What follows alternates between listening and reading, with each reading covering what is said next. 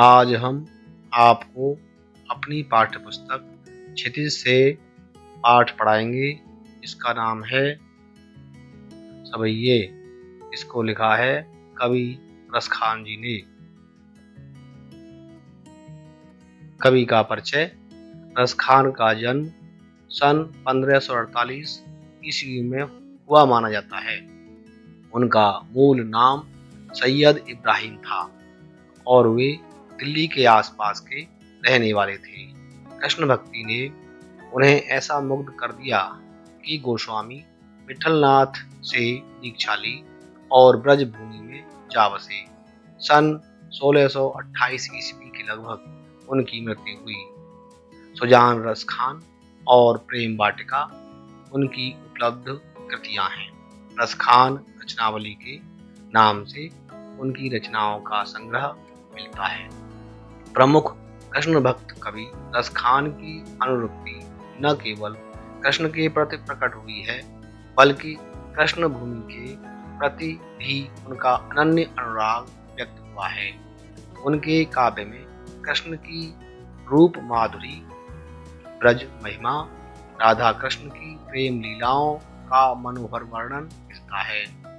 वे अपनी प्रेम की तन्मयता, भाव विह्वलता और आसक्ति के उल्लास के लिए इतने प्रसिद्ध हैं, उतने ही अपनी भाषा की मार्मिकता, शब्द चयन तथा व्यंजक शैली के लिए उनके यहाँ ब्रज भाषा का अत्यंत सरस एवं मनोरस प्रयोग मिलता है, जिसमें जरा भी शब्दा आडंबर नहीं है। सवैये का परिचय। यहाँ संकलित पहले और दूसरे सवैये में कृष्ण और कृष्ण भूमि के प्रति कवि का अनन्य समर्पण भाव व्यक्त हुआ है। तीसरे छंद में कृष्ण के रूप सौंदर्य के प्रति गोपियों की उस मुग्धता का चित्रण है, जिसमें वे स्वयं कृष्ण का रूप धारण कर लेना चाहती हैं। चौथे छंद में कृष्ण की मुरली की धुन और उनकी मुस्कान के अचूक प्रभाव तथा गोपियों की व्यवस्था का वर्णन है। इस पाठ के शब्दार्थ। बसो, बसना, रहना। कहा बस, बस में न होना। मझारन, बीच में। गिरि, पहाड़। पुरंदन, इंद्र। कालिंदी, यमुना। कामरिया, कंबल। तड़ाग, तालाब। कल धौत के धाम, सोने चांदी के महल। करील, कांटेदार झाड़ी। बारो, न्योछावर, न्योछावर करना। भावतो, अच्छा लगना। अटा, कोठा, अट्टालिका। टेरी, पुकार कर बुलाना। पहला सवैया। मानुष हो तो वही रस खानी, बसो ब्रज गोकुल गाँव के ग्वारन। जो पशु हो तो कहा बस मेरो, चरो नित्य नंद की धेनु मजारन। वाहन हो तो वही गिर को, जो कियो पर छत्र पुरंदन धारन। जो खग हो तो बसेरो करो मिले, कालंदी कूल कदम की डारन। इस सवैये की व्याख्या। इन पंक्तियों द्वारा रसखान ने अपने आराध्य श्री कृष्ण की जन्मभूमि के प्रति लगाव को प्रदर्शित किया है। वे कहते हैं कि अगर अगले जन्म में मनुष्य योनि मिले तो उन्हें गोकुल के ग्वालों के बीच रहने का सौभाग्य प्राप्त होगा। अगर पशु योनि प्राप्त हो तो वे ब्रज में ही रहना चाहते हैं, ताकि वे नंद की गायों के साथ विचरण कर सकें। अगर पत्थर की भी बन जाएं तो भी उस पर्वत का, इसे हरि ने अपनी तर्जनी उंगली पर उठाकर ब्रज को इंद्र के प्रकोप से बचाया था। अगर पक्षी बने तो यमुना किनारे कदम्ब की पेड़ की डालों में बसेरा करना चाहते हैं। वे हर हाल में श्री कृष्ण के सानिध्य में रहना चाहते हैं, चाहे इसके लिए उन्हें कोई भी परेशानी का सामना करना पड़े। सवैये नंबर 2। या लकुटी अरु कामरिया पर राज तिहु पुर को तज डारो। आठों सिद्ध नवो निधि के सुख नंद की गाय चराए बिसारो। रस खान कबो इन आँखिन सो, ब्रज के बन बाग तड़ाग निहारो। ओट के ए कल धौत के धाम, करील के कुंजन ऊपर बारो। सभी एक ही व्याख्या। यहाँ रसखान कह रहे हैं कि ग्वालों की लाठी और कंबल के लिए अगर उन्हें तीनों लोगों का राज त्यागना पड़े तो भी वे त्याग देंगे। वे इसके लिए 8 सिद्धि और 9 निधियों का भी सुख छोड़ने के लिए तैयार हैं। वे अपनी आंखों से ब्रज के वन, बागों और तालाबों को जीवन भर निहारना चाहते हैं। वे ब्रज की कांटेदार झाड़ियों के लिए भी सोने के 100 महल न्योछावर करने को तैयार हैं। तीसरा सवैया। मोर पखा सिर ऊपर राख्यों, कुंज की माल गरे पहरेंगी। ओढ़ पितंबर ले लकुटी बन, गोधन ग्वार संग फिरोंगी। भाव तो वही मेरो रस खान तेरे, कहे सब स्वांग करोंगी। या मुरली मुरलीधर की अधरान धरोंगी। व्याख्या। इन पंक्तियों में गोपियों की कृष्ण का प्रेम पाने की इच्छा और कोशिश का वर्णन किया गया है। कृष्ण गोपियों को इतने रास आते हैं या अच्छे लगते हैं कि उनके लिए वे सारे स्वांग करने को तैयार हैं।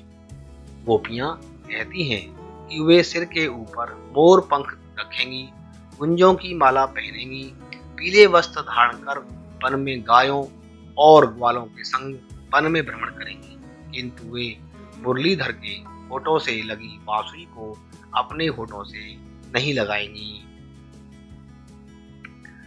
चौथा सवैया। कानन दे अंगुरी रहवो, जब ही मुरली धुन मंद बजे हैं। मोहन तानन सोरस खान, अटा चढ़ गोधन गेह तो गेह। ढेर कहो से गिरी ब्रज लोगन, काल ही ओह कितनो समुझे हैं। मायरी वा सुखी मुस्कान, मायरी वा मुखी मुस्कान, समारी न जेहन जेहन जेहन। इस सभी की व्याख्या। इन पंक्तियों में गोपियां कृष्ण को रिझाने की कोशिश कर रही हैं। वे कहती हैं कि जब कृष्ण की मुरली की मधुर धुनी बजेगी तो हो सकता है कि धुन में मग्न होकर गायें भी अटारी पर चढ़कर गाने लगें, परंतु गोपियां अपने अपने कानों में अंगुली डाल लेंगी ताकि उन्हें वो मधुर संगीत न सुनाई पड़े। लेकिन गोपियों को यह भी डर है कि जिसे ब्रजवासी भी कह रहे हैं कि जब कृष्ण की मुरली बजेगी तो उसकी धुन सुनकर गोपियों की मुस्कान संभाले नहीं संभालेगी और उस मुस्कान से पता चल जाएगा कि वे कृष्ण के प्रेम में कितनी डूबी हुई हैं। इस पाठ के प्रश्न उत्तर। पहला प्रश्न। ब्रजभूमि के प्रति कवि का प्रेम किन किन रूपों में अभिव्यक्त हुआ है? उत्तर। कवि को ब्रजभूमि से गहरा प्रेम है। वह इस जन्म में ही नहीं अगले जन्म में भी ब्रजभूमि का वासी बने रहना चाहता है। ईश्वर अगले जन्म में उसे ग्वाला बनाए, गाय बनाए, पक्षी बनाए या पत्थर, वह हर हाल में ब्रजभूमि में रहना चाहता है। वह ब्रजभूमि के वन, बाग, सरोवर और कलील कुंजों पर अपना सर्वस्व न्योछावर करने को भी तैयार है। प्रश्न नंबर 2। कवि का ब्रज के वन, बाग और तालाब को निहारने के पीछे क्या कारण है? उत्तर। कवि का ब्रज के वन, बाग और तालाब को इसलिए निहारना चाहता है क्योंकि इसके साथ कृष्ण की यादें जुड़ी हुई हैं। कभी कृष्ण इन्हीं में विहार किया करते थे, इसलिए कवि उन्हें देखकर धन्य हो जाते हैं। प्रश्न नंबर 3। एक लखुटी और कामरिया पर कवि सब कुछ न्योछावर करने को क्यों तैयार है? उत्तर। श्री कृष्ण रसखान जी के आराध्य देव हैं। उनके द्वारा डाले गए कंबल और पकड़ी हुई लाठी उनके लिए बहुत मूल्यवान है।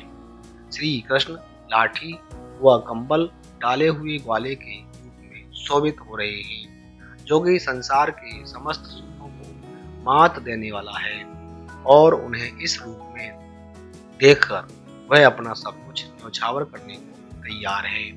भगवान के द्वारा धारण की गई वस्तुओं का मूल्य भक्त के लिए परम सुखकारी होता है। प्रश्न नंबर 4। सखी ने गोपी से कृष्ण का कैसा रूप धारण करने का आग्रह किया था, अपने शब्दों में वर्णन कीजिए। उत्तर। सखी ने गोपी से आग्रह किया था कि वह कृष्ण के समान सिर पर मोर पंखों का मुकुट धारण करेंगी, गले में गुंजों की माला पहनेंगी, तन पर पीले वस्त्र धारण करेंगी, हाथों में लाठी थामे और पशुओं के संग विचरण करेंगी। प्रश्न नंबर 5। आपके विचार से कवि पशु पक्षी पहाड़ के रूप में भी कृष्ण का सानिध्य क्यों प्राप्त करना चाहता है? उत्तर।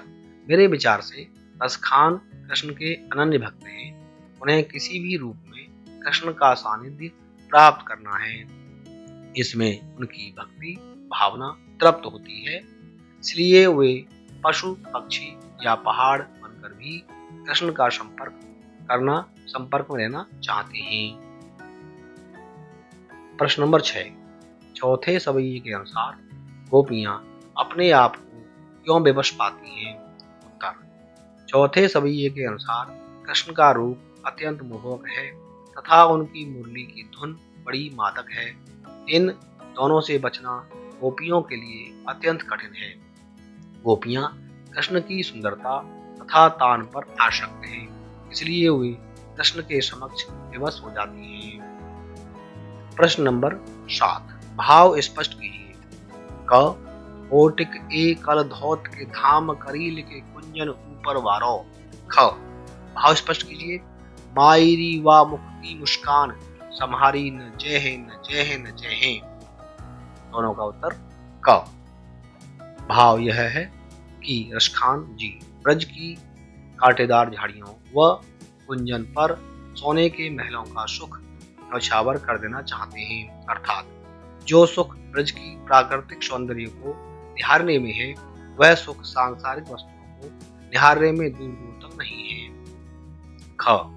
भाव यह है कि कृष्ण की मुस्कान इतनी मोहक है कि गोपी से वह झेली नहीं जाती है, अर्थात कृष्ण की मुस्कान पर गोपी इस तरह मोहित हो जाती है कि लोक लाज का भी भय उनके मन में नहीं रहता और गोपी कृष्ण की तरफ खींची चली जाती हैं। अगर आपको यह वीडियो पसंद आई हो, लाइक करें, शेयर करें और इस चैनल को